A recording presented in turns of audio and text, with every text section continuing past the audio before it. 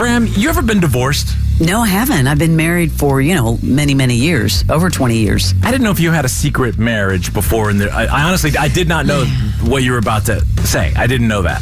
No, I never been divorced. Now, Lanny, who publicly writes in his book, what's the count on Lanny's divorces?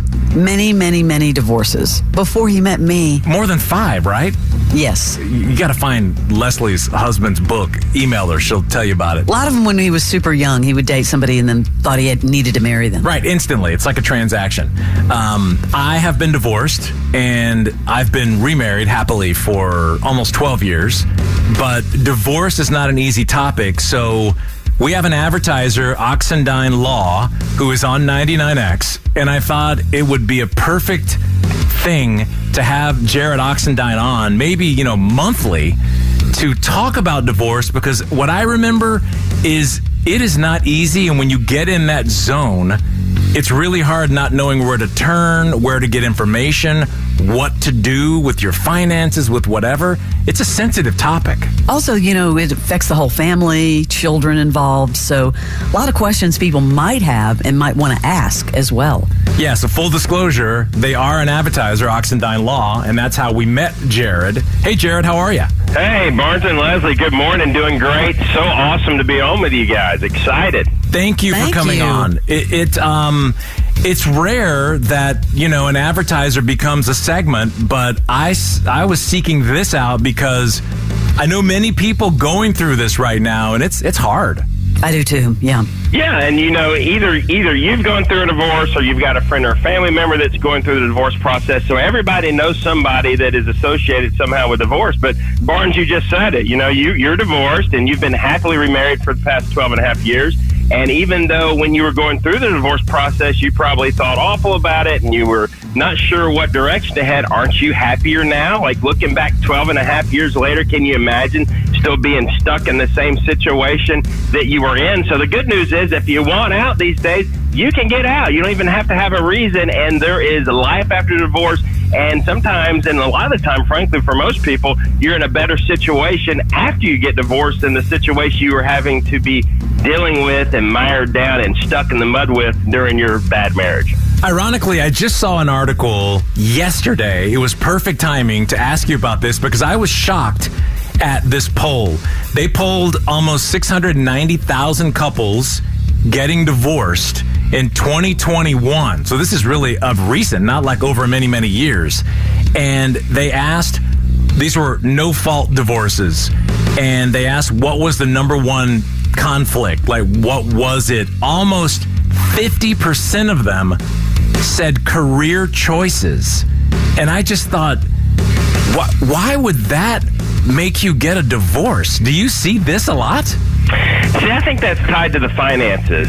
Career choices could mean that you've got a situation where one party is out working all the time and making all the money, and maybe the other party is a stay-at-home parent, and they're being controlled financially. They're being micromanaged. Their spouse is looking over their shoulder and questioning every single dime they spend, and then that person's also complaining the other person's never around and not helping out with the kids, for example. So yeah. I don't know that it's necessarily career choices exactly. I think that's more of like a larger group of the problem.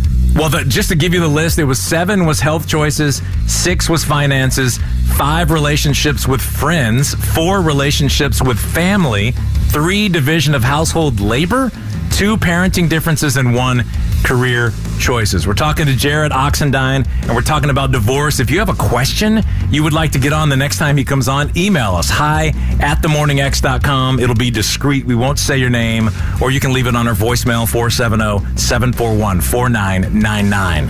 Yeah, I would say in my experience, the number one reason for divorce is lack of communication. And that happens a lot because people stop communicating, they have kids, they start to grow apart, they don't make time for themselves and their spouse, and then all of a sudden your children graduate from school and they leave the house and you're staring at this stranger and you're saying, I don't really know you like I used to. Who is this person that's sitting across from me every day? And then that ends up in divorce. Number 2 would be financial disagreements. And number 3, frankly, is adultery. And I just heard a stat last week. It floored me. I don't know why, but apparently Atlanta is the number 1 city in the whole country for adultery, believe it or not. And I don't know what factors contribute to that. I would love to know.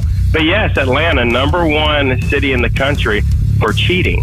I don't think we should celebrate that. But now, Jarrod, I have a question to ask you. We're talking to Jarrod Oxendine, divorce attorney. I wanted to ask you a question about COVID because this weird thing happened where everyone was working from home, on Zooms all day, and people had to spend all this extra time with their significant other. And some people found out, we don't really like each other. And you get on my nerves. And there were a lot of divorces. I knew 2 people personally after COVID. Did you see that?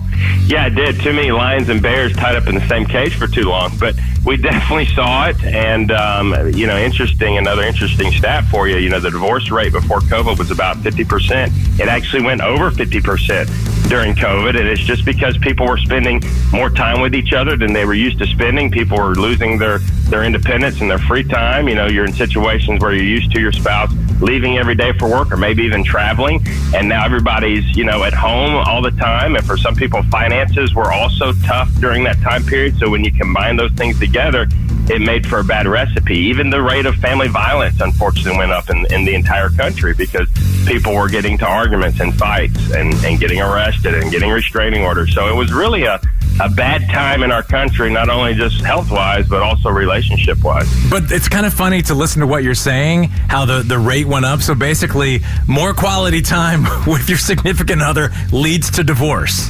That's what it sounds like. In some cases. Too much of a good thing.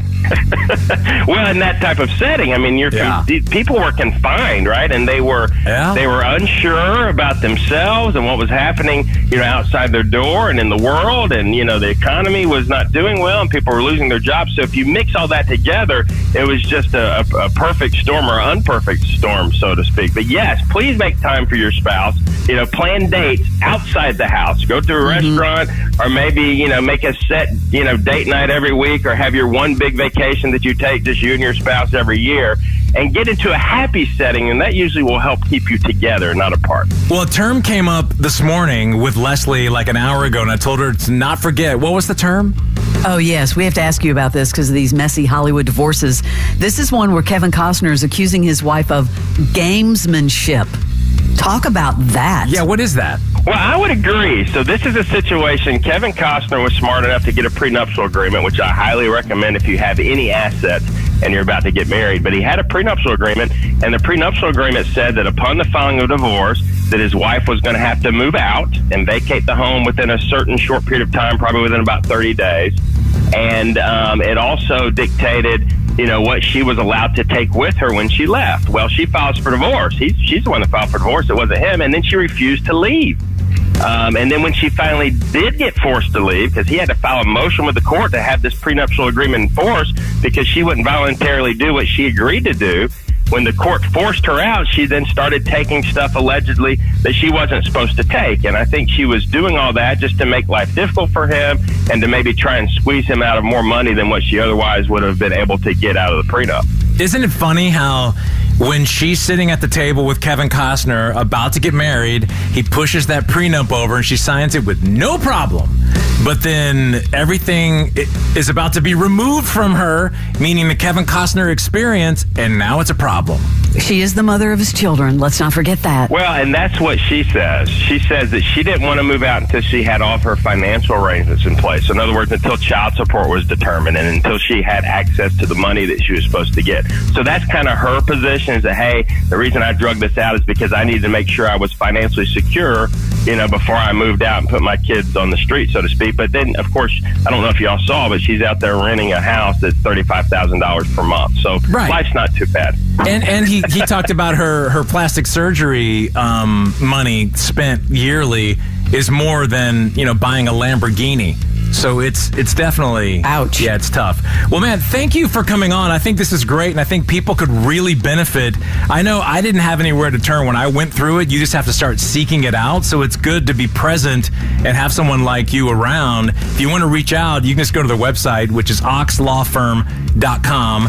to reach out to Jarrod. And do you mind coming on like monthly and doing this? Yeah, I'd love to come on monthly. I look forward to it. I think it's helpful to the listeners and their friends and their family. So I really appreciate y'all having me on, and we will see you next month. Absolutely. I'll book it with your Thank people. you. Have your people talk to my people. I don't have people, so you just talk to me.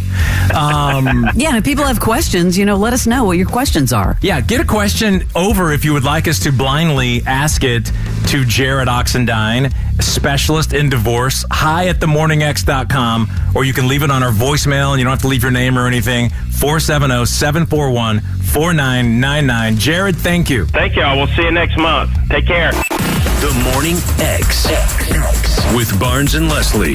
99X.